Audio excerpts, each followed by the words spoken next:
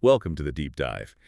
Today, we're taking a bit of a different approach. We're diving into some serious childhood nostalgia. Yeah, we've got this YouTube transcript here. It's called 80s Baby from a channel named Mastermind DJS. Right. And our goal really is to sort of unpack what makes these 80s memories feel so potent, so simple and memorable, looking at it through this transcript. It's pretty interesting how just a list of things remembered can, open up a whole era. It's short, this transcript, but it definitely carries a lot of cultural weight. Totally. It starts right off with this sentiment. Back in the days, we had it all so simple. All we had to do was play Nintendo, go outside, and have some fun, reminiscing on being young. That kind of nails it, doesn't it? That feeling. It really does. And, it points to something important straight away, just going outside for fun. That suggests a very different kind of baseline childhood activity compared to now. Yeah, before everything was quite so digital. Exactly. Even Nintendo back then, it was like a specific activity, not the constant online world we have with gaming today. Okay, so then it jumps to arcades. Back in the days when you had to go to the arcade to play the games. I mean, I can almost smell the popcorn and hear the noise just reading that. Oh, yeah. And the key thing there, I think, is the social element that was kind of built in. You had to go there. Right. You weren't just playing alone. You were, maybe watching other people, waiting for your turn on Pac-Man or whatever, seeing the high scores. It was a scene. A physical place you share. A kind of community around the games, way different from online interactions now. Very immediate. Then there's this quick visual. Back when everybody had fat laces. Ha!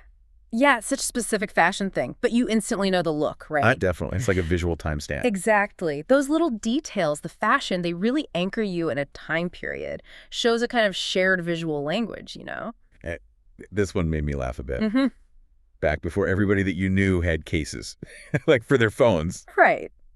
It highlights how different our relationship with tech was. Devices weren't these fragile, super expensive things we carried everywhere. There was less anxiety about dropping your Walkman, maybe? Something like that, yeah. Less constant connection, less digital worry, maybe. Okay, then. Back when Saturday mornings was a cartoon occasion, that was huge. Oh, absolutely huge. It was appointment viewing. You built your morning around it. And everyone saw the same shows. That meant on Monday at school, you could actually talk about it. It created this, shared kids culture. Yeah, much more unified than today with streaming everything on demand whenever. For sure. It's more fragmented now. And, of course, the Jordans. Oh. Back when Jordans was the hottest thing you could step on the block with. Iconic. Should have held on to a licensed stock and actually outperform Apple if he still got the box. That's a pretty funny mix of, street status and 2020 hindsight. It really is. It shows how much cultural power an object like a sneaker could have, how it signaled something. Right. Status. And the joke about the stock, well, it touches on how these things we just wanted back then have sometimes become, valuable collectibles or symbols. Then we get the toys. Giggy Joe's wrestling transformers that never do it like Daddy again. Core childhood stuff right there. Definitely. Those weren't just toys. They were whole universes, right? G.I. Joe, Transformers.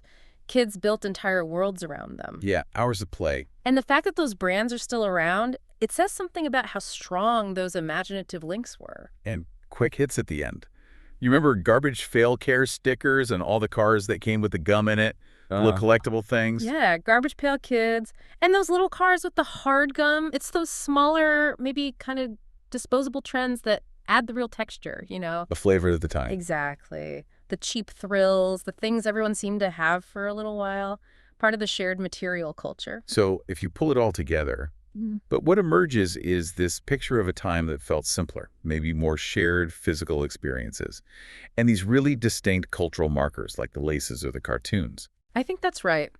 The transcript, even in its simplest, it sketches out a childhood that was maybe less digitally saturated, where fun and connecting often meant being in the same physical space. It really does make you think. So for you listening, maybe consider what were the seemingly simple things from your childhood? Yeah. What details or shared moments really sum up the vibe, the culture of your back in the days?